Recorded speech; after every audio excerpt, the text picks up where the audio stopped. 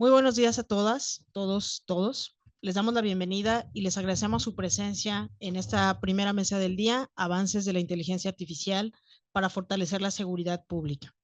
A todos nuestros invitados, muchas gracias por compartir con nosotros sus conocimientos en esta primera jornada. Antes de comenzar, le comento al auditorio que nos acompaña de manera presencial y en línea cuál será la dinámica que seguiremos el día de hoy en esta primera mesa. Cada panelista cuenta con 15 minutos de exposición cada uno. Después de las exposiciones tendremos tiempo extra de 5 minutos por participante para réplicas, conclusiones o si quisieran ampliar su intervención. Después dispondremos de 20 minutos para responder algunas inquietudes del auditorio.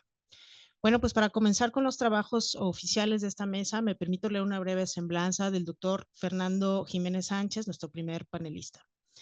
El doctor Jiménez es investigador de la Secretaría de Ciencias, Humanidades, Tecnología e Innovación, comisionado del Colegio de Jalisco, colaborador de CIS Pensamiento Estratégico, coordinador del seminario y del Grupo Interinstitucional de Seguridad Metropolitana del Colegio de Jalisco, miembro del SNI 1 del Seminario Universitario sobre Democracia, Defensa, Dimensiones de la Seguridad e Inteligencia de la UNAM, SOS Jalisco y del Consejo Ciudadano de Seguridad de Jalisco. Licenciado en Ciencias Políticas y Administración por la UNAM, maestro en Análisis y Prevención de Terrorismo por la Universidad Rey Juan Carlos y doctor en Análisis y Evaluación de Procesos Políticos Sociales por la Universidad Carlos III de Madrid. Comentarista en el podcast semanal Informe Estratégico en Spotify, autor del boletín quincenal Análisis Estratégico en CIS Pensamiento Estratégico. Sin más preámbulo, cedo el uso de la voz al doctor Fernando Jiménez para escuchar su intervención. Adelante, doctor. Muchísimas gracias, un gusto estar aquí, un agradecimiento muy grande al colegio. Edgar, muchísimas gracias por esta iniciativa, Freddy también.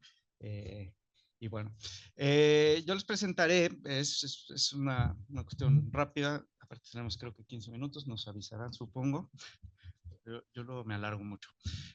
Una presentación muy rápida sobre pues un poco la situación que se está viviendo en la implementación o el uso de la inteligencia artificial, particularmente en las instituciones de policía, no en todo el sector de seguridad. Entonces, bueno, es para dar un poco un prefacio a las presentaciones de los dos ponentes que me seguirán, que bueno, seguramente serán fantásticas.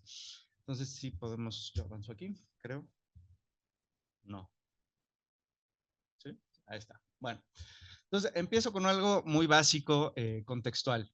Las policías trabajan conforme al triángulo del delito, es una cuestión de criminología, en donde hay tres factores, que es, existe un victimario, una víctima y un espacio, un lugar en donde se comete un delito. Es sobre lo que se trabaja, ¿no? Son los tres espacios básicos. Entonces, conforme a estos espacios, las policías han desarrollado, las policías modernas, tienen distintos tipos de funciones. No nada más es prevenir el crimen y el desorden, sino también hay una cuestión de aprobación y respeto de las comunidades. Son los primeros actores gubernamentales que interactúan con los ciudadanos. Entonces, tienen un trabajo indispensable en esa cercanía entre los ciudadanos y las instituciones de gobierno. Son los representantes del Estado. Luego tienen una responsabilidad de cooperación.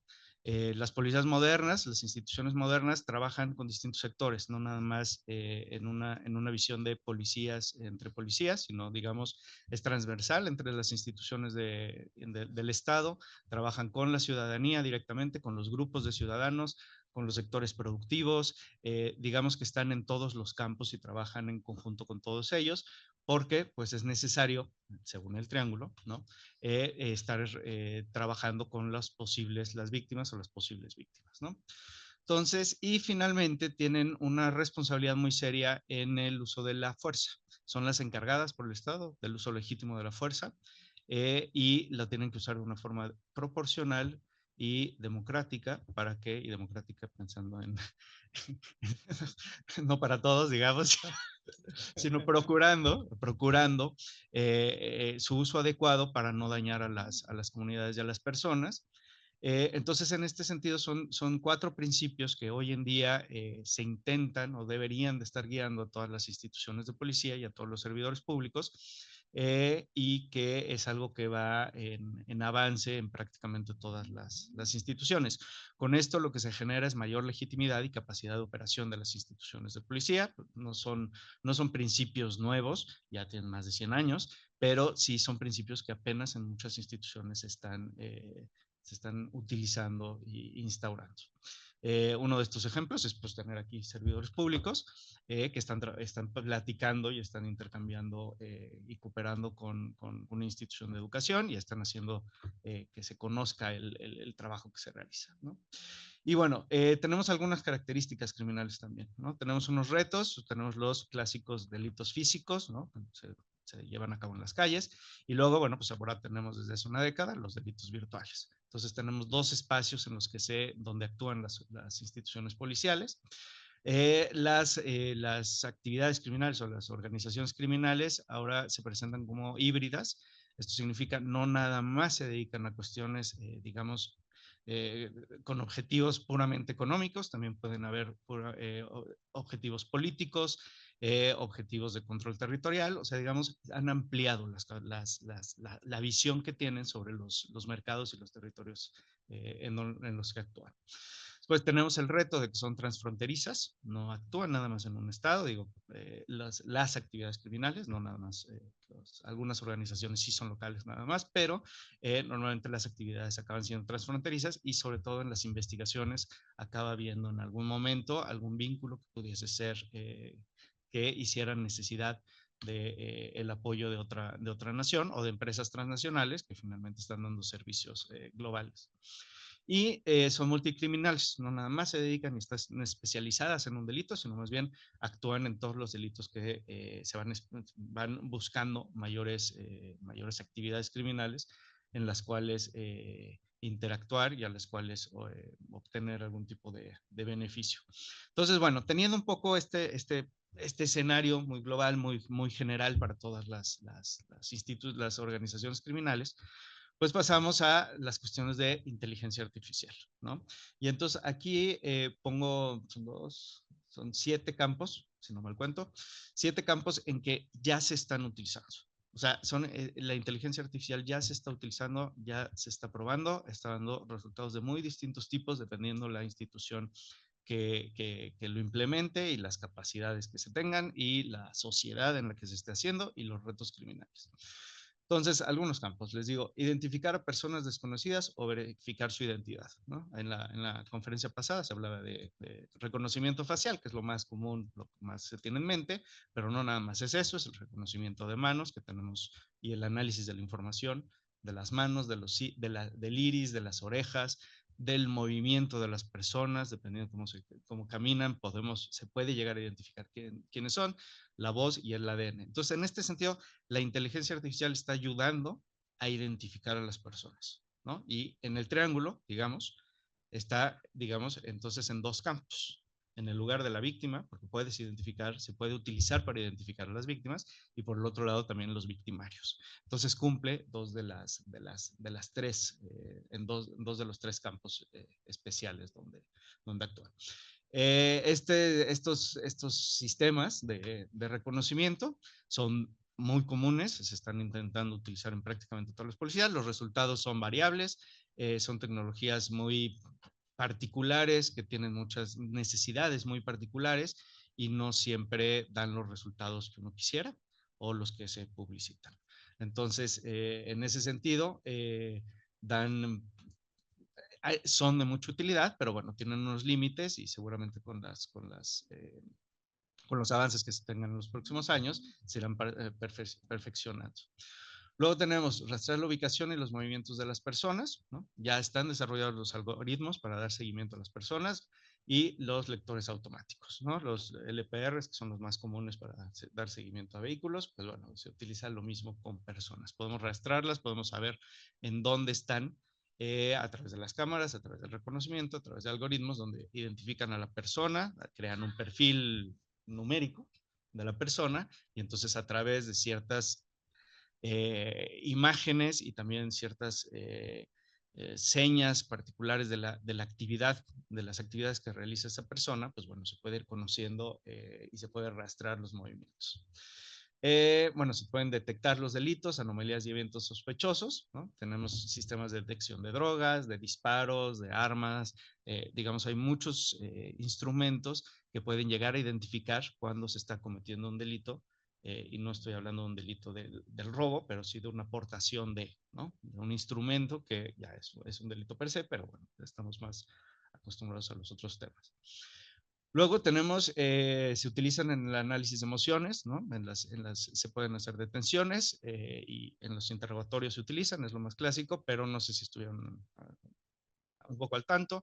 Hace una semana se presentó en Nueva York, van a intentar utilizar un sistema de que va a leer las emociones de las personas y entonces ahí va a predecir si, o bueno, va a buscar predecir algún tipo de amenaza que pudiera existir o que pudiera desarrollar las personas. Supuestamente por la forma en que nos comportamos, podemos implicar, podemos demostrar que tengamos una intención de dañar a alguien más. Ya veremos cómo funciona con el tiempo. Determinar asociaciones entre individuos, pues bueno, los análisis de redes en Internet, las redes sociales, de comunicación. Eso ya tiene mucho tiempo, digamos. Y gestionar y analizar las evidencias, ¿no? Entonces, toda la gestión de las evidencias ya se puede hacer a través de inteligencia artificial. Se puede la propia inteligencia artificial puede generar ya resultados de la gestión de la evidencia, se utilizan para la transcripción, se utilizan para la detección de materiales de abuso sexual infantil, en las fotografías, por ejemplo, cuando alguien entra se está haciendo una investigación forense o sobre algún sitio de internet donde podrían existir imágenes de abuso sexual de infantes, pues bueno, la inteligencia artificial no se necesita tener una persona viendo todas las imágenes, sino con la inteligencia artificial se puede llegar a solucionar, a identificar las imágenes. Y esto, bueno, pues en ese caso muy particular, pues imagínense los beneficios que tiene para los operadores, ¿no? Una persona que se dedicase, que hace 10 años se dedicaba a ver imágenes de abuso muy fuertes, pues bueno, hoy en día, y el daño psicológico que le ocasiona, pues bueno, hoy en día el operador está libre de eso, ya tendrá que revisar los resultados del análisis que hace la inteligencia artificial, pero finalmente hay unos beneficios muy puntuales para para los operadores y para las instituciones. Entonces, bueno, la inteligencia artificial y bueno, todo el proceso de modernización de las policías, no nada más, pero implica un cambio de paradigma que se tiene que hacer. Y es un cambio de paradigma en la policía a nivel institucional, no nada más en las policías y también en la ciudadanía. Entonces, las policías tienen que empezar a trabajar guiadas por la información, ¿sí? La inteligencia y los datos, y la tecnología. Tienen que generar y tienen que utilizarlo. No es algo que se haga de forma constante y no es algo que se haga en todas las policías. Es muy costoso y se necesita mucho tiempo y se necesita tener todos unos sistemas de análisis de esa información. ¿Para qué nos sirve la información si no la vamos a analizar? Después tenemos que pasar de la reacción a la prevención, o sea, desactivar los problemas criminales previos, ¿sí? Tenemos que detener a la persona que carga el arma, no a la que la disparó. Cuando la disparó ya llegó tarde, la institución ya no es prevención. Entonces, en ese momento tenemos que actuar antes, tenemos que detener y para eso utilizar la inteligencia artificial. La inteligencia artificial, una vez que sucede el delito, pues ya no es de la utilidad, o sea, identifica a la persona, puede ayudar a identificar a la persona, pero mucho más allá, aparte de lo forense. Luego, tenemos que pasar a la policía de investigación. Aquí en México las policías todavía no hacen investigación criminal. Todo depende de las fiscalías. Entonces hay una desconexión entre las dos instituciones y entonces si no se cambia eso, pues no se va a tener toda la información necesaria para poder utilizar adecuadamente la inteligencia artificial. Bueno, lo que les decía, tiene que ser proactiva, las instituciones tienen que dejar de ser reactivas y ser proactivas, o sea, tienen que ir a descubrir al que piensa delinquir. Y entonces eso significa crear perfiles de las personas y los lugares. Eso es lo que necesitamos, porque la idea es que no sucedan los actos, no que se investiguen bien y que se agarre al responsable, eso está muy bien, pero la idea es que no existan víctimas, es quitar a las víctimas del esquema. Y luego, pues tienen que ser cooperativas, ¿no? Tienen que saber trabajar con las demás instituciones del Estado, con los servicios sociales, con la SEP, con salud, con todas las instituciones para poder lograr dar un servicio adecuado. Y no solo con eso, sino también con los sectores productivos, que son con las víctimas, con todos los que podemos ser víctimas, que es toda la sociedad.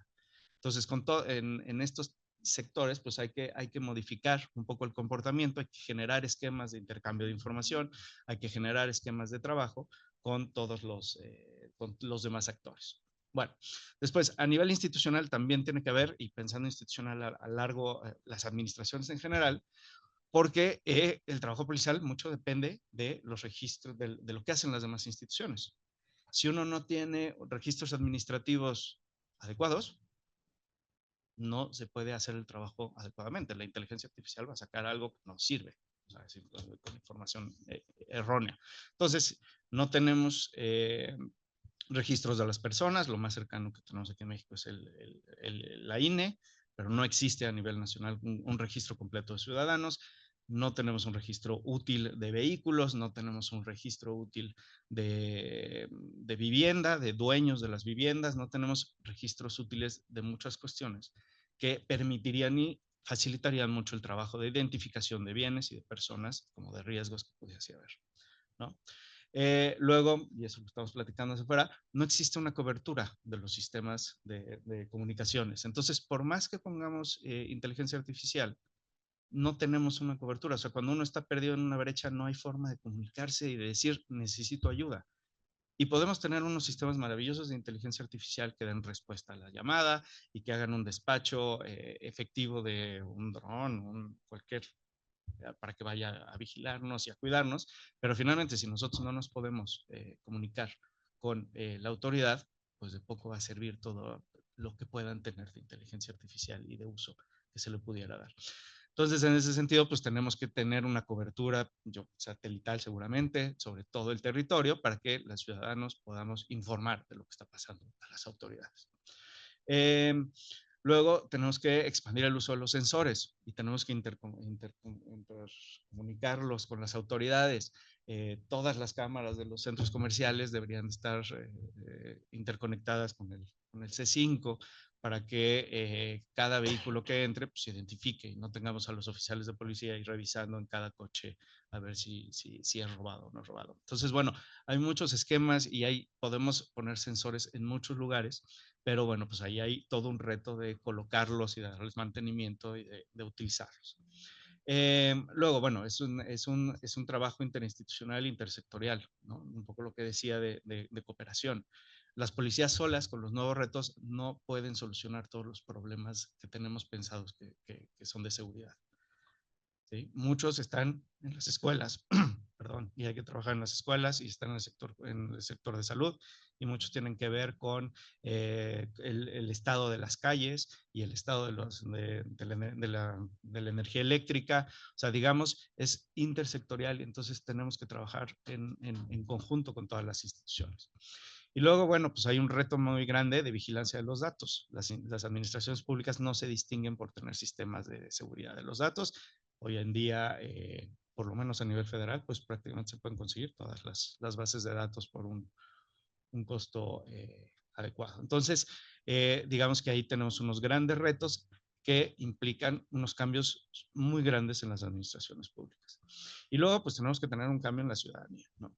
Tenemos que ser conscientes de que podemos ser víctimas y entonces, por lo tanto, tenemos que estamos jugando un papel en la calle en cuestión de seguridad. Nosotros podemos ayudar a ser elementos, actores que dan seguridad, digamos, por nuestra presencia, por la forma en que actuamos, por la forma en que conectamos con las demás personas, o podemos presentarnos también como un problema social, ¿no? Hay que ser consciente de eso. Tenemos que tener conocimiento de lo que sucede a nuestro alrededor, estar despiertos, digamos, y saber no dejar el coche con las llaves pegadas y prendido porque me bajé muy rápido a alguna cosa. O sea, nosotros nos tenemos que cuidar, tenemos que ser conscientes de que de nosotros depende en primera instancia que mejore la seguridad. Luego tenemos que colaborar, tenemos que ser esos vecinos todos, tenemos que ser oiga, oficial, estoy viendo esto, es que estoy viendo esto, tenemos que ser más colaborativos con las autoridades y las autoridades al mismo tiempo tienen que ser más colaborativas con nosotros. Entonces aquí es, es en las dos direcciones. Luego, el sentido común. O sea, tenemos que desarrollar más sentido común para poder vigilarnos a nosotros y a los lugares. No meternos en un lugar que en serio sabemos que ahí podría llegarnos a suceder algo. Entonces, en esa cuestión tenemos que trabajar como sociedad y entendernos como actores de prevención. O sea, un ciudadano en un lugar puede prevenir una actividad criminal. Digamos, un ciudadano que está presenciando un escalamiento en una discusión entre una pareja, su presencia o un comentario puede ayudar a que eso no escale y acabe en golpes ahí en la vía pública o lo que sea. O sea, todos somos actores si sabemos actuar en el espacio público y si sabemos, ya casi, ok, rápido. Bueno, entonces, bueno, eso significa que hay que cambiar en las tres esferas por lo menos y que son claves para que esto funcione, porque si no la inteligencia artificial pues nos podrá dar muy buenos resultados, pero al final no la podremos utilizar porque las instituciones no estarán, las instituciones de las personas o los tres sectores, o estos tres ejemplos, no estarán preparados para utilizarla, no sabrán cómo utilizarla, los resultados, ¿no? Y entonces, bueno, luego hay unos potenciadores de cambio para el paradigma y el uso de la inteligencia artificial, ¿no? Uno de los elementos sustanciales que yo he visto en casi todas las experiencias donde hay un cambio serio es la coalición con el sector empresarial. El Estado no puede solo trabajar, necesita los recursos del sector empresarial y el sector empresarial suele ser un impulsor muy fuerte de las grandes iniciativas de cambio institucional y de seguridad. Luego, los eventos criminales y extraordinarios. Aquí en México pues tenemos uno prácticamente cada semana, pero eso logra hacer ayuda al cambio para poder empezar a modificar los paradigmas. Luego, bueno, pues tenemos el Mundial, ya lo estamos platicando aquí afuera, y ese puede ser un evento que nos ayude a modificar también el comportamiento y impulsar el uso de la inteligencia artificial. Normalmente estos eventos atraen muchos recursos, también atraen muchas actividades delictivas y mucho interés a nivel internacional, entonces hay muchas capacidades para poder mejorar la seguridad.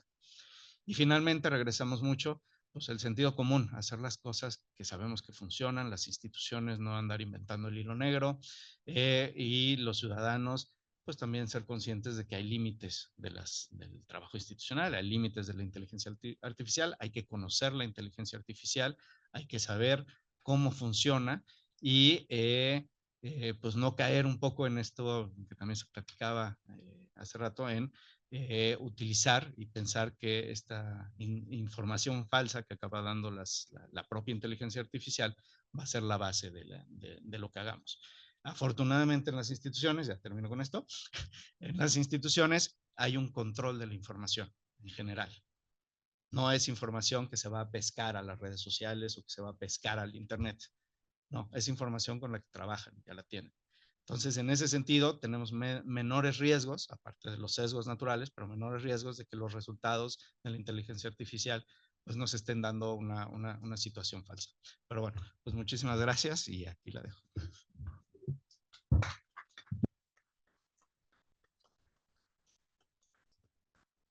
Muchas gracias, doctor, por tu interesante intervención. Es poco tiempo, pero van a contar con otros 5 minutos adicionales para ampliar o completar si les faltó algunas ideas centrales de sus exposiciones. Bueno, pues para continuar, les presentaré una breve semblanza a nuestro siguiente panelista, el maestro Víctor Hugo Ávila Barrientos. Él es licenciado en Estudios Políticos y de Gobierno por la Universidad de Guadalajara, maestro en Política y Gestión Pública por el Instituto Tecnológico y de Estudios Superiores de Occidente, ITESO.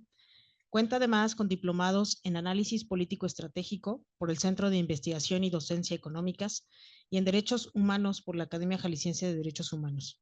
Ha ocupado diversos cargos clave, coordinador de enlace en la Academia Jalisciense de Derechos Humanos, AC, fue secretario técnico de la Comisión de Atención a Grupos Vulnerables en la 58ª legislatura de la Cámara de Diputados, coordinador de asesores del comisionado del órgano administrativo desconcentrado de prevención y readaptación social, coordinador de asesores del comisionado de la Policía Federal Preventiva y director de estadística en la Secretaría de Seguridad Pública Federal.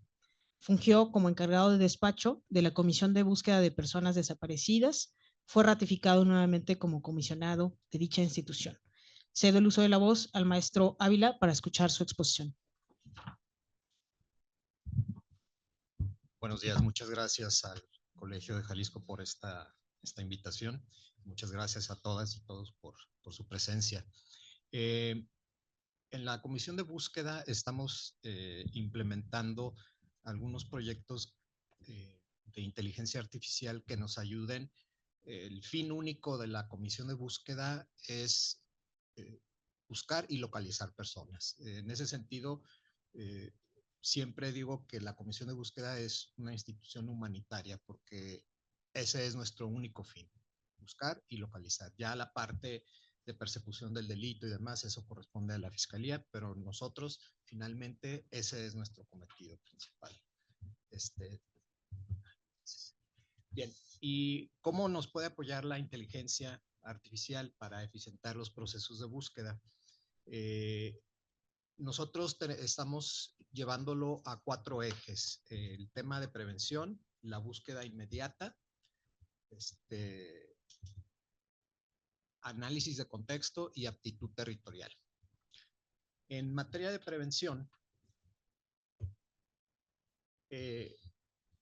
bueno, la desaparición implica un muy grande universo de causas. Les doy un dato, del 100% de desapariciones que se dan en Jalisco, en 76% de las incidencias no hay un delito violento reportado en la desaparición, ¿sí? El restante 24% se divide en 7% que sí fueron, ese 24 sí hubo algún tipo de violencia.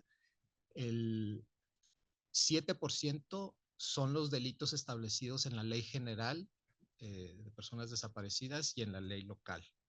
El resto son delitos diversos que van desde robo, por ejemplo, en algunas colonias hay un alto índice de desapariciones reportadas que finalmente no son desapariciones, sino que fueron robos de celular de 5 de la mañana a 7 de la mañana, justo cuando las personas van en tránsito a sus lugares de trabajo.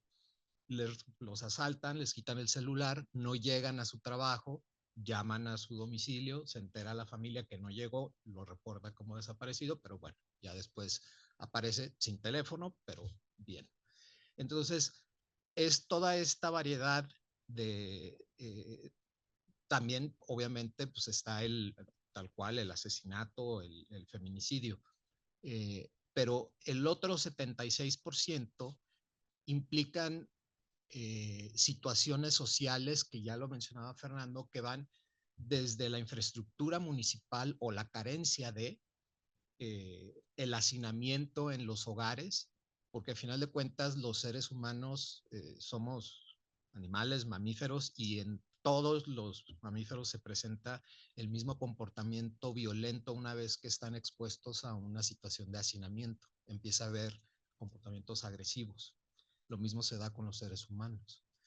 Entonces, si vamos sobreponiendo los mapas de calor de desapariciones, de deserción escolar, de hacinamiento, de violencia intrafamiliar, pues van coincidiendo.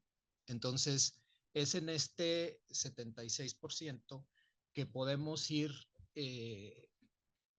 generando esta información que es muy valiosa para las instituciones que no tienen que ser de seguridad, como muy bien lo señalaba Fernando, sino a la Secretaría de Educación, Secretaría de Economía, de Trabajo, los ayuntamientos para la infraestructura municipal, que haya centros de trabajo cercanos a los lugares donde viven las personas, y eso nos va a dar la pauta para poder generar que el Estado en su conjunto genere políticas de prevención, pero ya no desde la trinchera de la seguridad, sino desde todas estas otras trincheras que conforman la base de este 76% de desapariciones en donde no hay un hecho violento en la desaparición. No quiere decir que la persona no esté sufriendo violencia al interior de su hogar o en el lugar donde está, ¿sí? Bien, nosotros hemos estado sistematizando ya desde julio del 23 el tema de localizaciones con vida. Principalmente en Guadalajara, porque en Guadalajara es donde más localizaciones en vida se dan. Esto nos ha generado estas gráficas, por ejemplo, si se fijan en cuanto a personas desaparecidas, Zapopan tiene más personas desaparecidas. Sin embargo, Guadalajara tiene por un tramo grande muchas más localizaciones y en vida. Entonces, todas estas variables que una vez localizada la persona, tenemos acceso a la información y que nos la quieren brindar, porque esa es otra cosa. A la comisión de búsqueda no están obligados a decirnos, ya que aparecen, exactamente qué pasó. O sea, no es como en la fiscalía en donde, pues ahí sí tienen que decir, bueno, con nosotros no, pero en la mayoría de las veces sí podemos obtener la información. Entonces, así podemos focalizar los esfuerzos de todas estas otras instituciones de las que hablábamos para que sean los puntos en donde se están dando estas desapariciones, donde enfoquen sus esfuerzos. Esto nos lleva a que, por cierto, comercial, ese es un libro que publicó la comisión el año pasado, con ese código QR lo pueden descargar.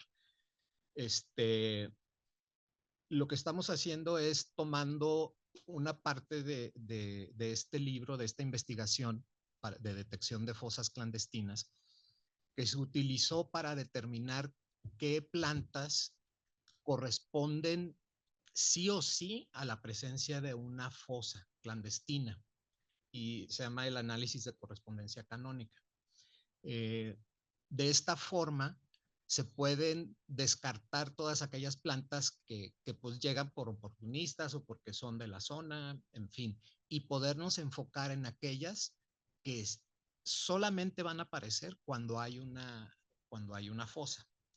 Ahora, tomamos esta técnica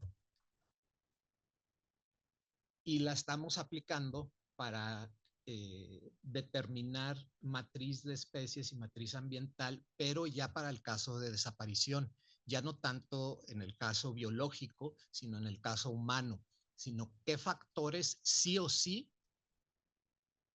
tienen que ver con la posible desaparición o con la probable desaparición de una persona, y poder determinar cuáles no, cuáles podemos pasar por alto. Entonces, estamos entrenando una red neuronal que con un software que se llama PAST, nos ayuda a determinar la ponderación de los factores, porque no va a tener el mismo peso si estamos buscando a un adolescente de 17 años, el hecho de que, por ejemplo, en un albergue tengamos a X cantidad de adolescentes, pero solamente hay 3 que cumplen con la característica de ser mujeres, adolescentes y de esa edad. Entonces va eliminando y nos dice cuáles son los indicadores a los que les tenemos que dar mayor ponderación, y entonces sí poder determinar los resultados para una posible hipótesis de localización.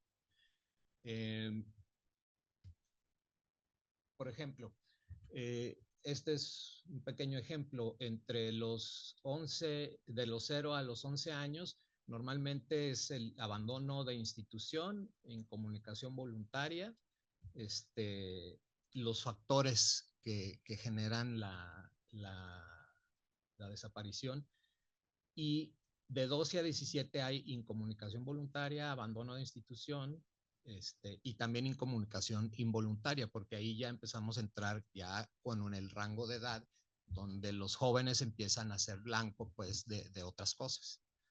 Y bueno, ahí pueden ver todo el desagregado. El hecho es que esto nos puede llevar a establecer prevención enfocada, ¿sí? Principalmente ya sea por una zona, por rangos etarios, en fin, por un montón de variables. Y bueno, las acciones de prevención propuestas a partir de este análisis que estamos poniendo en la mesa a otras instituciones son programas escolares de permanencia y atención emocional, protocolos de búsqueda rápida ante incomunicación voluntaria, supervisión institucional a casas hogar o albergues, si aplica, detección temprana de consumo de sustancias y salud mental, prevención de violencia y reclutamiento forzado en zonas vulnerables y fortalecimiento de redes comunitarias y barriales. Y bueno, el otro tema es, en donde estamos empezando a aplicarlo, es en la búsqueda inmediata. De esta forma estamos utilizando otro software que se llama Orange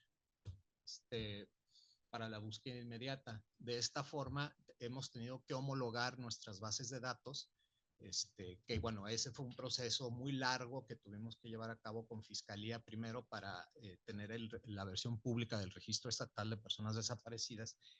Eso ya lo tenemos. Entonces, con esa información, con estas variables ya homologadas, estamos trabajando para que cuando nos llamen o recibamos un reporte de todas las formas que lo puede recibir la comisión, quien lo reciba pueda aplicar estos parámetros e ir determinando polígonos prioritarios de acuerdo a las características y situación de la persona desaparecida, reportada como desaparecida, de tal forma que nos puede generar polígonos a los cuales podemos enviar a las autoridades o incluso a nuestro propio grupo de búsqueda de forma inmediata y ya no estar haciendo lo que se llama el rastreo remoto, que es, de hecho es algo en lo que vamos a participar con C5,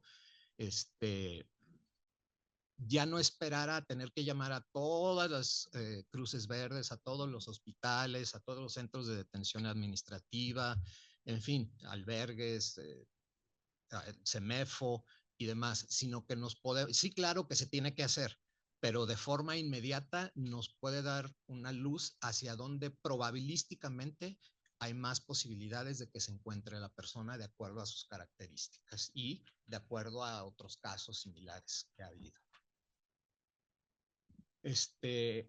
Otro tema es el uso de inteligencia artificial para cruces de información.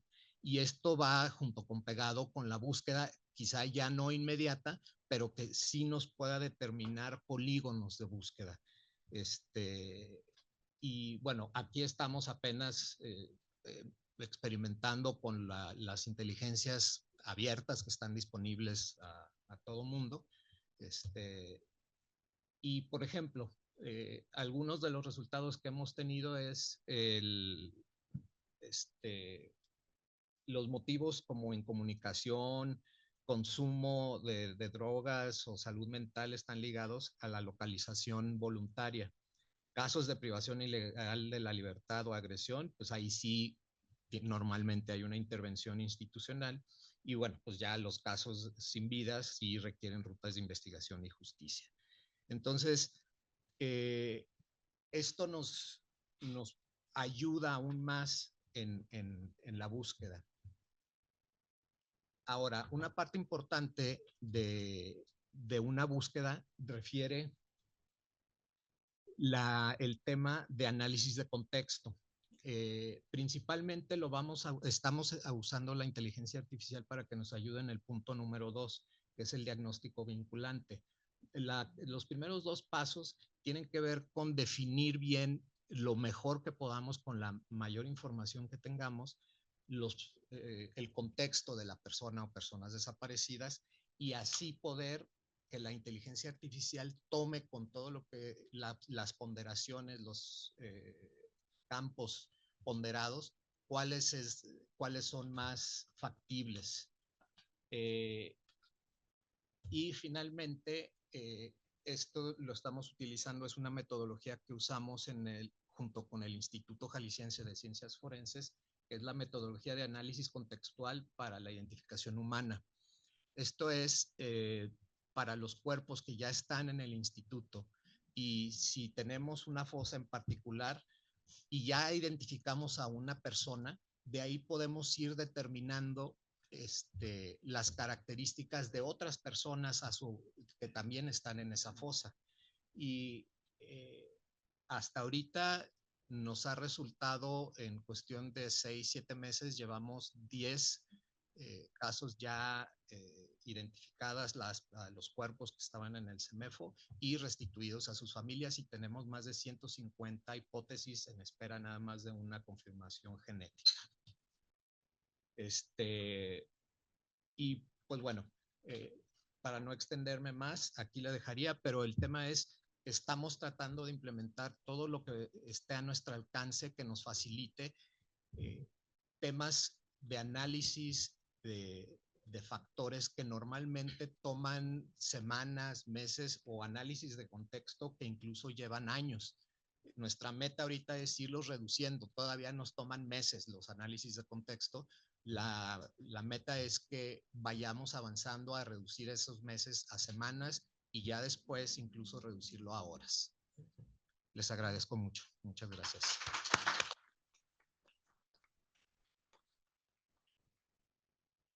Muchas gracias, maestro. Sin duda, algunos datos reveladores que la mayoría de nosotros desconocíamos. Bueno, para completar las intervenciones de esta mesa, les presento a continuación a nuestro tercer especialista, panelista el día de hoy, el licenciado Juan Carlos Contreras Vargas.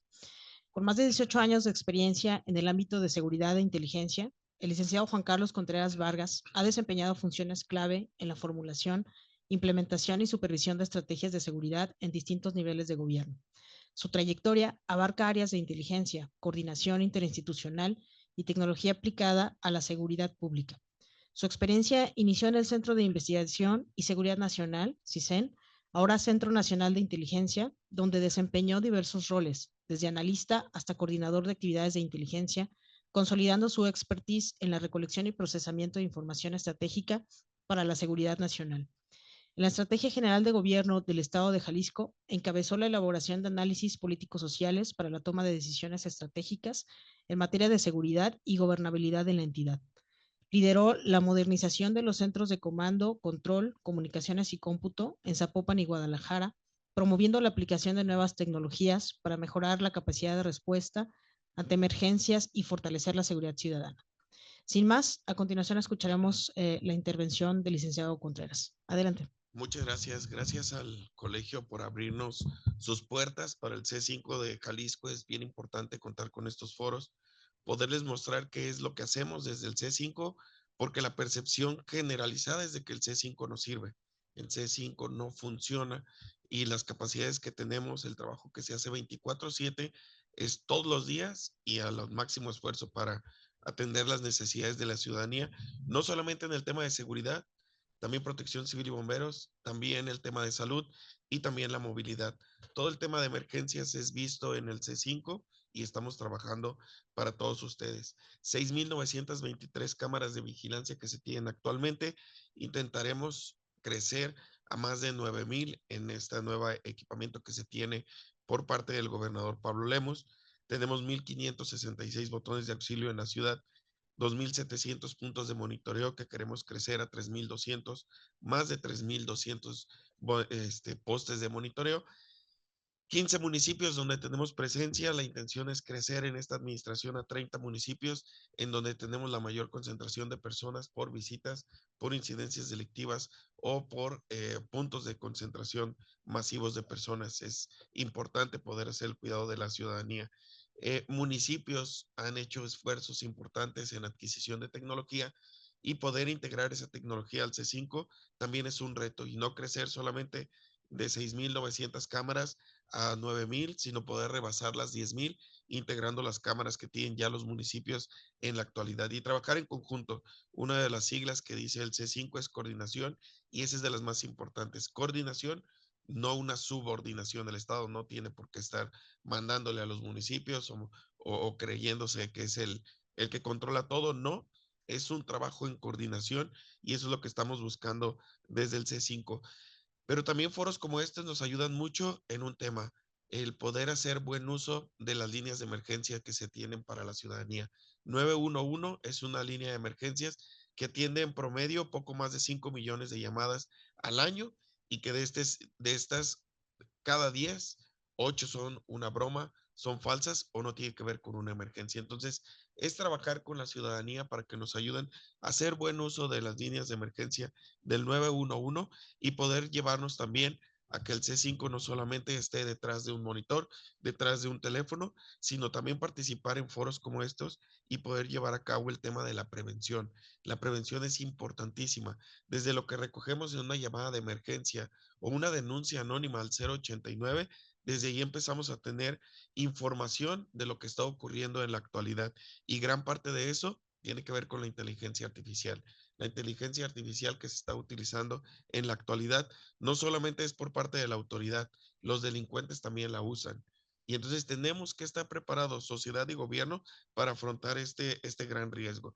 El tema de la extorsión y el fraude que se hace por medio de la telefonía en la actualidad se está incrementando y el 80% de las llamadas que se hacen al 089 para informar sobre la comisión de un delito tiene que ver con extorsiones y fraudes. Y es ahí en donde estamos trabajando nosotros fuerte para poder tener también herramientas tecnológicas para poder identificar cómo es el modus operandi en el que están utilizando los delincuentes la inteligencia artificial y cómo contraatacar nosotros, cómo como ciudadanos organizarnos y poder hacer algo que es bien difícil en la actualidad, colgar una llamada de extorsión. Del otro lado no sabemos quién está, pero nos hacen creer que es nuestro familiar, nuestro hijo, nuestro amigo, nuestro compañero o hasta nuestro jefe y estamos dando todo nuestro patrimonio o estamos dando toda nuestra información, que para mí a veces esa es la más importante y la más delicada que hay que cuidar. Una de las modalidades que hemos identificado desde el C5 y que ocurre muy comúnmente, si bien es esta llamada que veíamos que nos llega del extranjero y creemos que nos van a dar trabajo en el extranjero con buenos sueldos, esta es una llamada que claramente muchos podemos colgar y sabemos que no hay ningún problema. Pero hay una llamada que nos están haciendo recurrentemente y seguro les ha pasado y que es la llamada muda. Esta llamada donde nadie nos contesta, esta llamada que todos recibimos y que empezamos a hablar por nuestro teléfono y a decir, bueno, ¿quién habla? Bueno, y le colgamos. Desde ahí los delincuentes, en muchos de los casos desde call centers, y ya tuvimos una intervención como gobierno estatal para desarticular estos call centers que se dedican a delinquir y que están viendo si la línea telefónica está funcionando. ¿Cómo hemos identificado que está operando la llamada falsa para los delincuentes? Y es toda una ruta que empiezan a construir los delincuentes. Empiezo a llamar a tu número telefónico, veo si el teléfono está activo, si ya me descolgaste la llamada y me contestaste, bueno. Desde ahí tenemos como sociedad de entender que tenemos que cambiar la forma de actuar del día a día. Y ahora yo pedirles que si es una llamada muda, lo último que hagan es contestar, bueno. Si es un número no reconocido, lo último que hagan es empezar a regalar su biométrico de voz. Y bien nos lo comentaba el doctor. Nosotros estamos sufriendo de un ataque a obtener nuestra información biométrica de muchas maneras, hasta comprando bases de datos oficiales, pero también obteniéndola con medios tecnológicos y una de ellas es los teléfonos que ahora ya todos traemos en nuestras manos y que lo traemos en el bolsillo y que lo traemos en el carro. Pero bueno, no hablemos de vacaciones porque saliendo seguro el lugar donde digamos nos van a empezar a llegar ofertas de esos lugares del que hablemos. Pero vayámonos a la llamada muda. Entra la llamada, no conozco el teléfono, pero de inmediato empiezo, bueno, ¿quién habla? El delincuente lo primero que hace es saber que esta línea telefónica está activa, que es una línea telefónica que está funcionando y que es un potencial cliente para ellos para poder delinquir y poder traer nuestra información. ¿Qué es lo que sigue? Y nos ha platicado la gente una vez que hace sus denuncias y empezamos a preguntarle qué ocurrió previo. Por medio de softwares empiezan a identificar el rango de edad de mi voz y empezamos a ver qué edad es la que tiene esta persona y lo metemos a un software y empezamos a ver qué rango de edad tiene la persona para ver qué es lo que sigue, qué es lo que le voy a ofrecer, con qué lo voy a enganchar a la persona. ¿Qué va a pasar? El delincuente empieza a medir que es un niño, que es un joven, que es una persona adulta y vamos a empezar a ver qué le vamos a hacer.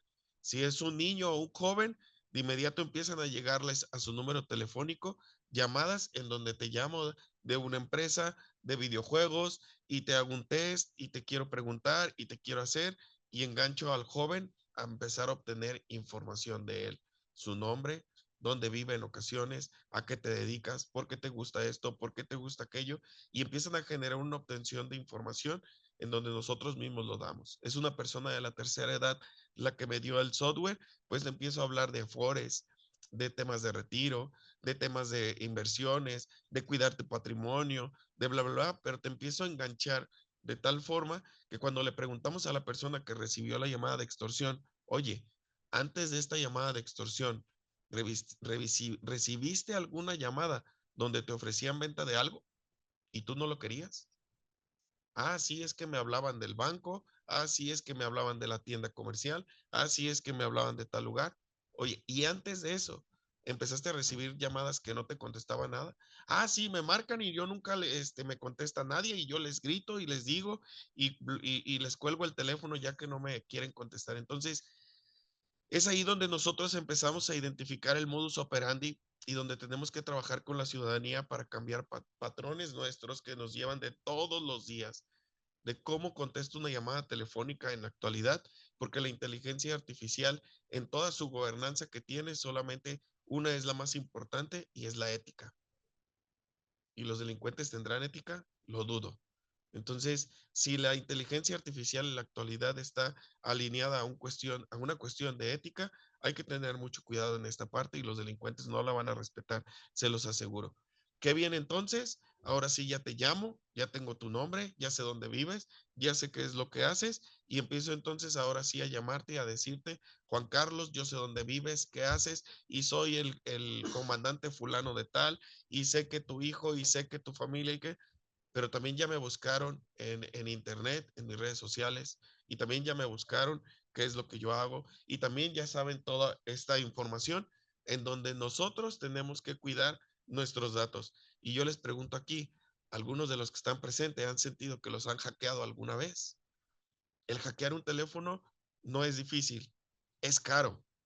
Entonces, si su actividad económica les lleva a creer, o política o empresarial les hace creer que son un actor en donde una persona se va a gastar varios millones de dólares para hackear su teléfono, adelante, aguas, los hackearon. Pero si no, cuiden qué es lo que hicieron en su teléfono y en sus redes sociales para que un delincuente los enganche y los traiga. Lean las aplicaciones, qué es lo que nos piden para poderlas descargar a nuestros teléfonos y poder nosotros tener la aplicación. Le damos aceptar, aceptar, aceptar, aceptar, aceptar y dice guardar contraseñas, guardar fotografías, guardar acceso a contactos, acceso a esto, acceso al otro, pero necesito la aplicación y ya me valió gorro y le di, le di, le di, le di, le di. Y luego me dicen, es que me hackearon. No, no nos hackean. Nosotros damos acceso a la información y no la cuidamos. Esta es una herramienta con Internet que fue creado el Internet en tiempos de guerra para espiar. Entonces el Internet, aguas, ¿para qué es? ¿Nos sirve mucho? Sí. ¿Es una herramienta que en la actualidad nos abre muchas puertas? Sí. Desafortunadamente el tiempo es bien cortito y me gustaría platicarles de algunos otros modelos en donde la inteligencia artificial es utilizada para el tema de atentar en contra de nuestro patrimonio y nuestros datos. Y desde el C5 estamos trabajando fuerte en poder generar campañas de prevención. La estamos aplicando para el C5, sí. La estamos aplicando para hacer análisis de información, sí. Para poder identificar llamadas falsas que llegan al C5 y poder retrasar el ingreso de esa llamada y dar prioridad a una emergencia, sí. Pero creo que es más importante poderles platicar un poco de lo que los delincuentes están haciendo y cómo sociedad y gobierno tenemos que trabajar unidos para que estos delincuentes no lleguen a nosotros. Tenemos que cambiar nosotros en nuestro día a día. Sí, el caminar por la calle con el celular y estarlo viendo todo el tiempo es un gran riesgo. Pasan y lo arrebatan. Pero yo tampoco me cuido en mi entorno. La sociedad nos hemos ido descomponiendo y ya no sabemos ni quién vive en nuestras casas, en nuestras calles y nuestros cotos. Son cotos dormitorios donde llego, duermo y al día siguiente me voy y trabajo, pero no sé quién vive en mi entorno. Ah, llegó un camión de mudanza, otro más que se está yendo de la colonia. Y el día siguiente, ¿sabían que le vaciaron la casa a fulanito? No se mudaron, llegaron los delincuentes y se robaron, pero como no me interesa lo que pasa en mi entorno, no me involucro en saber qué es lo que pasa, caemos en estas situaciones. La inteligencia artificial para el análisis de información, para el análisis de llamadas, para poder atender mejor a la ciudadanía con botones de auxilio, ser más eficiente, lo estamos aplicando, lo estamos llevando al alcance de la ciudadanía, lo empezamos a trabajar con temas para mujeres como Pulso de Vida, desde Zapopan, en Guadalajara, ahora en el estado, aplicaciones apps para tenerlos en el celular. Revisen nuestras redes sociales, los invitamos a que nos ayuden. De repente todo lo malo le damos like y todo lo bueno lo dejamos de lado. También estamos trabajando todos los días para la ciudadanía y los invitamos a tenerla. De verdad que ojalá pudiera haber más invitaciones a estos foros, poderles platicar un poquito más de lo que estamos haciendo desde el C5 y pues ahorita en estos 5 minutos seguimos ampliando alguna información. Muchas gracias.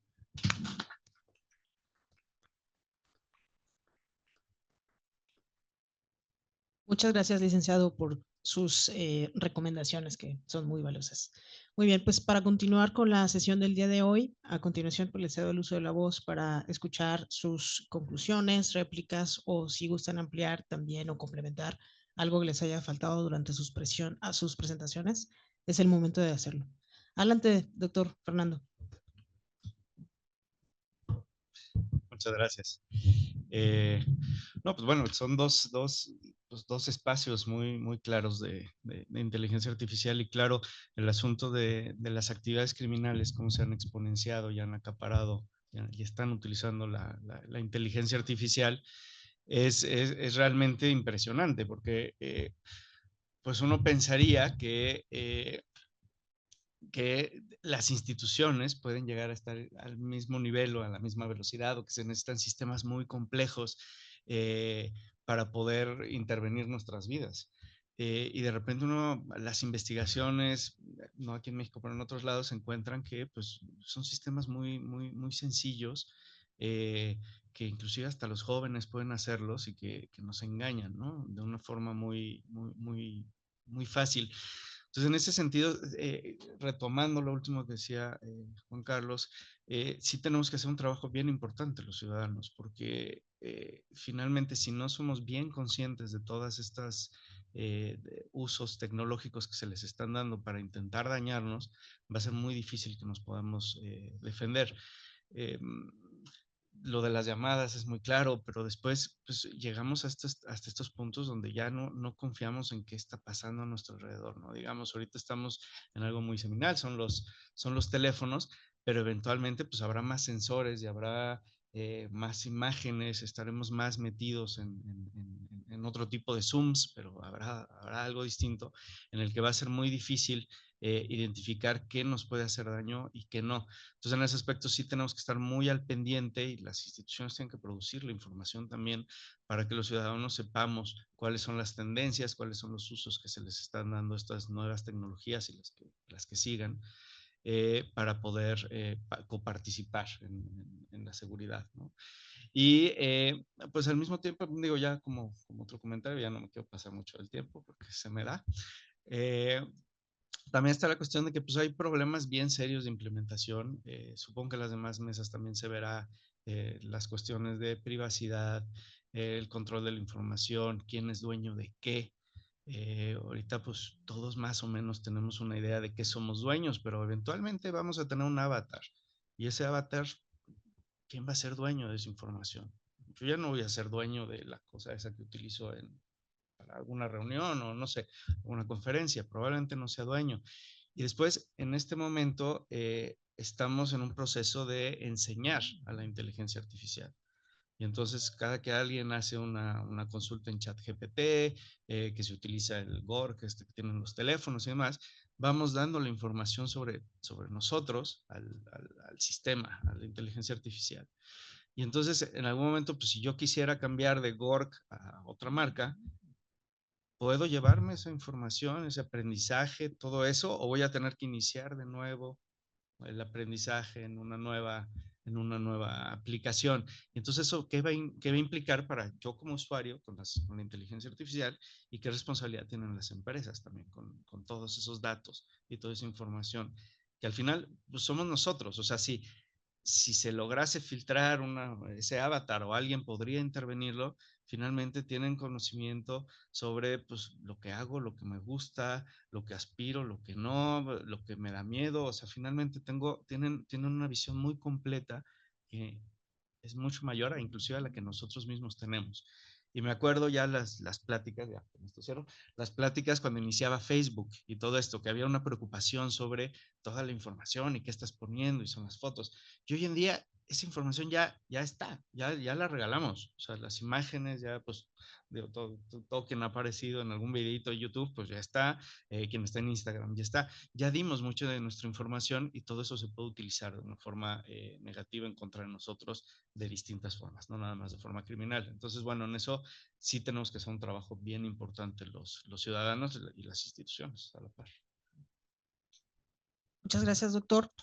Les pido un poco de presión con el tiempo, porque todavía tenemos que designar algunos minutos también para resolver algunas inquietudes tanto del auditorio como de las personas que nos acompañan en línea. Adelante, maestro Ávila. Gracias. Yo realmente concluyo comentando que estos primeros pasos que estamos tomando en utilizar la inteligencia artificial para facilitar y agilizar estos procesos que vimos antes, tienen como trasfondo, y qué bueno que se mencionó, una parte ética muy profunda, y en el sentido que esta alimentación de la que habla Fernando a estos sistemas, no, cuando estamos usando estos sistemas abiertos, por supuesto que no usamos nombres de las personas reales, los caracterizamos como A, B, C, D o B11, etcétera, y porque no queremos vulnerar esos derechos que tiene la persona. Por otro lado, todos los esfuerzos que se están haciendo para lograr estos avances con inteligencia artificial, y vuelvo a insistir en la naturaleza humanitaria del trabajo de la comisión y de la propia institución, es eso, que todo esfuerzo con la inteligencia artificial tenga como único y último fin localizar. Queremos hacerlo de forma más rápida, y esto es un vehículo que nos va a ayudar. Sí, estamos haciendo las pruebas para ver cómo lo manejamos de la mejor manera sin vulnerar absolutamente ningún tipo de información, y siendo muy respetuosos de la información que nos proporciona la familia, y haciendo todo esto siempre de la mano de la familia. Porque muchas veces al inicio de un reporte, pues por la situación emocional, el shock, hay detalles que no se proporcionan, pero ya en entrevistas posteriores, si es que no llega a eso, se le va pidiendo más información, y esa información es la que vamos utilizando, pero la vamos utilizando con muchísimo cuidado, siempre resguardándola, nunca personalizando cuando estamos usando sistemas abiertos, y esa información nunca sale obviamente de nuestro poder, siempre somos nosotros los propietarios. Muchas gracias. Gracias, maestro. Adelante, licenciado Juan Carlos, con sus comentarios. Gracias. 5 puntos nada más para ya cerrar. Reiterar de nuestra parte el poder sumarnos con ustedes, que nos ayuden a hacer este acto de conciencia y de buen uso de las líneas de emergencia, el poder replicar el que una llamada de emergencia al 911 de veras sí salva una vida. Ayúdenos a multiplicar esta situación. 2, no regalen sus datos, de verdad cuiden su información.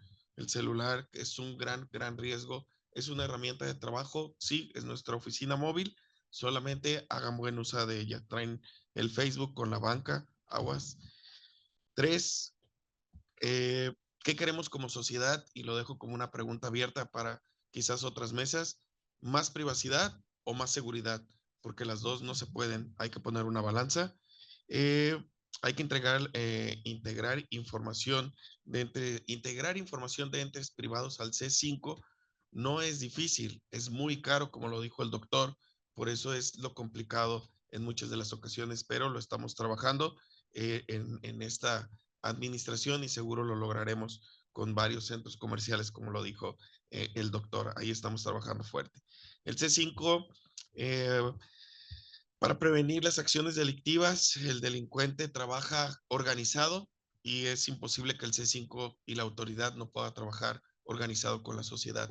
De verdad que esta situación lo dijo muy claro el doctor, la autoridad no podemos solo, el C5 no puede solo, necesitamos el apoyo de ustedes como sociedad para poder funcionar mejor. El delincuente ahora no te roba en la calle todo el tiempo, el delincuente ahora no te roba en un lugar público, el delincuente vive contigo, está en tu dormitorio, está en tu casa, está en tu oficina y sin esa situación nosotros no podemos hacer mucho. Hay que reportar al 911, hay que dar la información como tal y cuidarnos entre todos. Esta herramienta es buenísima, pero también es un riesgo. Muchas gracias. Muchas gracias a nuestros panelistas por sus interesantes aportaciones del día de hoy, por compartir sus conocimientos. Abrimos el micrófono, todavía disponemos de algunas preguntas o para el público, o tanto que nos acompaña aquí en el auditorio como en línea. No sé si alguno tuviera alguna pregunta, comentario, inquietud. Adelante, no sé si tienen por ahí el micrófono.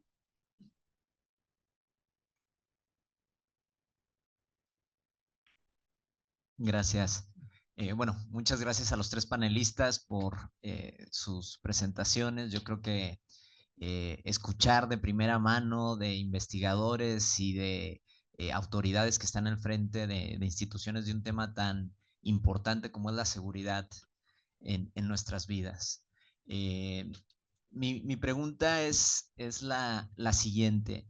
Desde sus campos, desde sus trabajos diarios, ¿qué tanto estas nuevas tecnologías, principalmente la inteligencia artificial, las están generando con sus capacidades institucionales? O sea, sus equipos tienen informáticos que hacen algoritmos, etcétera, o necesitan contratar a una empresa, a un Google, a una tecnológica para que les ayude a hacer esas funciones, ¿sí? O sea, ya hay capacidades propias en sus instituciones para desarrollar esta tecnología tan vanguardista como la IA, o están en un proceso de colaboración con el sector privado para potenciar esas capacidades. Y la otra es esta tremenda frase que dijo el licenciado Juan Carlos de ¿qué queremos, no? ¿Privacidad o seguridad? Las dos no se pueden, así, algo así lo dijo.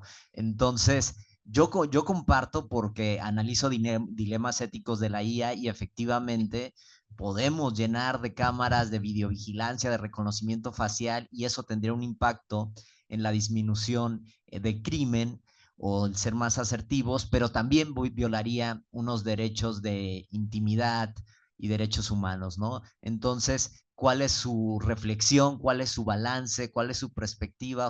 Así, ahora sí que más que nos hagan la pregunta, ¿ustedes qué piensan de eso? ¿Cómo deberíamos de ponderar? Esa sería mi pregunta. Sí. Bueno, en el primero, que es trabajamos en conjunto con la adquisición de softwares, pero en lo que estamos pidiendo nosotros en C5 con la adquisición de los nuevos softwares es que a los programadores que se tienen y al equipo técnico que hay se les certifique para el poder trabajar en conjunto. Sí hemos hecho material propio, la APP que hay de C5 para trabajar con la ciudadanía se hace desde el C5, pero en el tema de análisis de información y poder trabajar en el cruce de datos con inteligencia artificial es adquirida con empresas privadas buscando la certificación tanto de uso como tecnológica en las dos vías para estar certificados y poder también meterle después mano a nuestros mismos sistemas, robarnos las ideas. En esta parte siempre hemos tenido claro nosotros ¿para qué construyo el hilo negro si ya está construido? Mejor le gano tiempo y lo mejoramos y lo tropicalizamos a la necesidad que tenemos desde la emergencia. Y en la otra, seguridad y privacidad, para el C5 es muy claro, para el gobernador Pablo Lemos es muy claro. Tenemos que identificar en dónde necesitamos tener más privacidad y en dónde tener más seguridad y poder hacer este balance. Pulso de Vida nos dio esa respuesta. Cuando se inicia Pulso de Vida, eran 150 botones de Pulso de Vida, 500 mujeres con medidas de protección en Zapopan, y ninguna quería el Pulso de Vida porque vas a saber en dónde estoy, me vas a estar espiando, me vas a conocer, pero ocurre un evento desafortunado fuera de Casa Jalisco, donde se genera un feminicidio y ahora las mujeres dicen, no, mejor si quiero que sepas en dónde estoy, mejor si quiero que me busques, mejor si quiero que me atiendas y que sepas quién está detrás del Pulso de Vida, porque el Pulso de Vida, si bien no es un chaleco antibalas, reduce los tiempos de atención de una emergencia. Y las usuarias de Pulso de Vida, como caso de éxito hasta el día de hoy, de que empezamos en 2018, no hay una mujer que haya muerto en Jalisco que tenga el Pulso de Vida.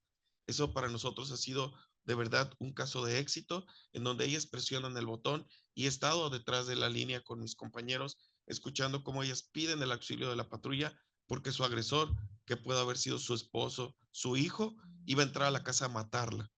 Y el que escucháramos por el Pulso de Vida que la patrulla iba llegando y que ella le gritara al policía, ayúdame porque aquí están, y que lo detengan, para nosotros ha sido todo un caso de éxito. Y entonces poner privacidad sobre seguridad es trabajarlo solamente de acuerdo a la necesidad de lo que vamos a ver en el caso en específico. Pulso de Vida era para las mujeres, Pulso de Vida ha sido eficiente. Pulso de Vida nos ayuda como autoridad a actuar más rápido y es ahí en donde nosotros ponemos la balanza. Es muy probable y casi seguro, te lo puedo decir, no para todo tenemos que poner esta balanza de seguridad contra privacidad. No en todos los casos es así, pero por eso trabajamos nosotros por modelos de acuerdo a la necesidad que tiene la ciudadanía. Sí. Adelante, le podrían pasar el micrófono al señor. Sí, muchas gracias. Buen día. Gracias a los tres ponentes y gracias por la oportunidad de preguntar.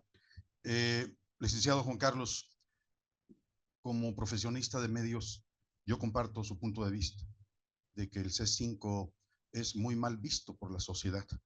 No se están reflejando los resultados que se quisieran. Y luego hay otro asunto que se lo comento sin atreverme a herir susceptibilidades, pero sí vale la pena hacer la reflexión en este tipo de espacios.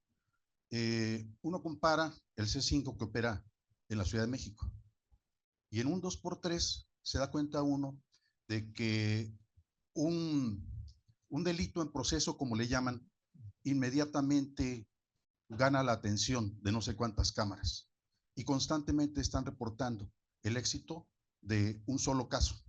Son casos de éxito, me imagino. Y luego lo contrasto con lo que usted nos dice.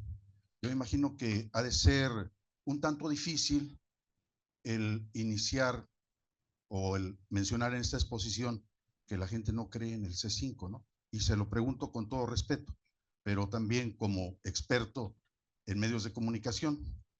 Con esto cierro mi pregunta. ¿Qué pasa en Jalisco con estas 6,900 cámaras?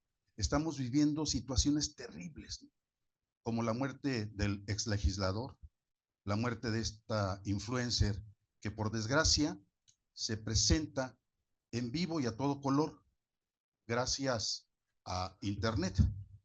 Y el otro dato que me parece sumamente grave es que en Teocaltiche o ponen la muestra cómo opera un C5, quizá muy rudimentario, pero es totalmente efectivo. Yo quisiera que o al menos en lo particular, me pudiera dar alguna idea de por qué son diferentes resultados ante situaciones que todas tienen que ver como cómo confrontar, de qué manera confrontar la delincuencia. Esto. Sí, muchas gracias. De verdad que yo lo empecé con esta participación. La percepción es de que el C5 no sirve definitivamente.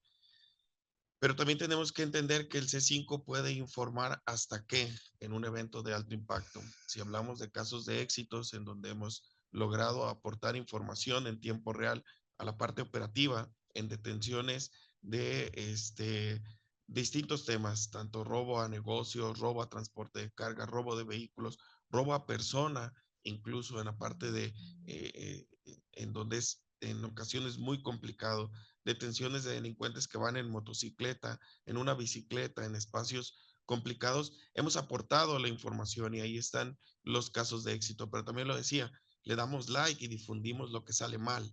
Eso es normal para todos, es lo que más nos gusta. Y no le damos un like o un retweet, algo que hicimos bien. No nos atrae, no nos llama la atención. Justo el día de antier ayudamos a un joven a encontrarse con su familia porque está desorientado, porque está enfermo y se había ido lejos de la familia. Y como él, tenemos muchos casos en donde actuamos.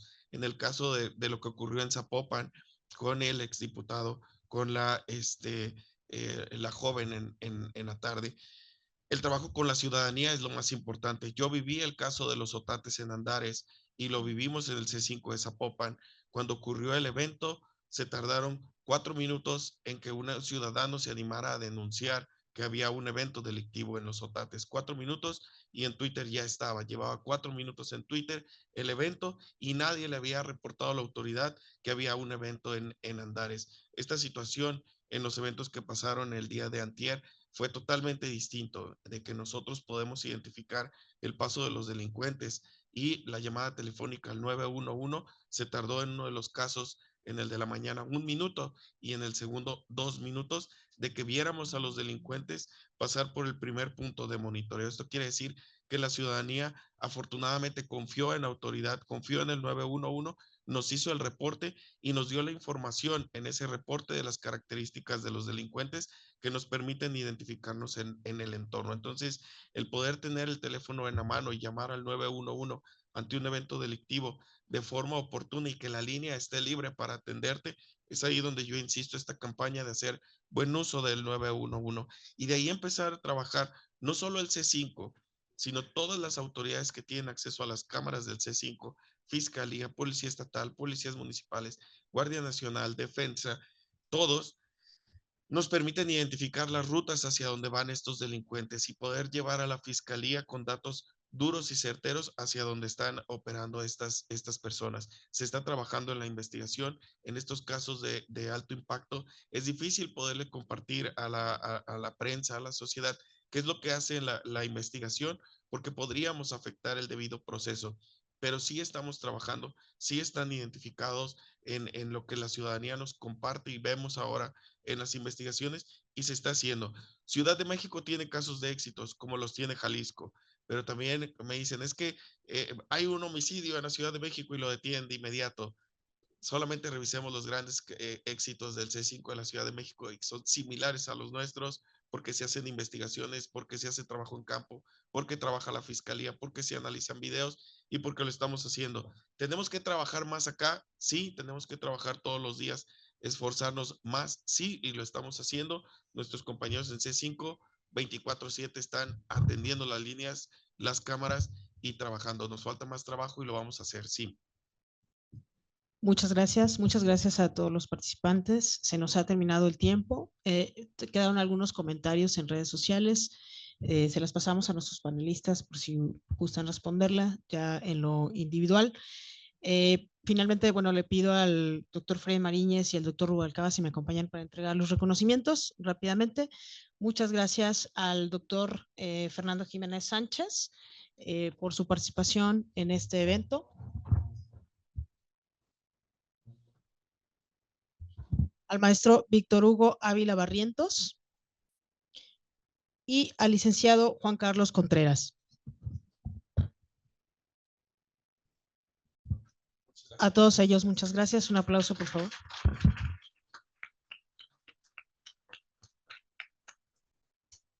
Muy bien, muchas gracias a todos por asistir a este panel. A continuación, pues los invitamos a seguir en sus asientos. Ya estamos por continuar. Vamos a discutir la implementación, la regulación y retos en los parlamentos. Y en nuestra siguiente mesa, nuestra última mesa, capacidades, usos y desafíos de la IA en el Poder Judicial. Muchas gracias a todos los participantes en esta mesa y que sigan teniendo unas excelentes jornadas.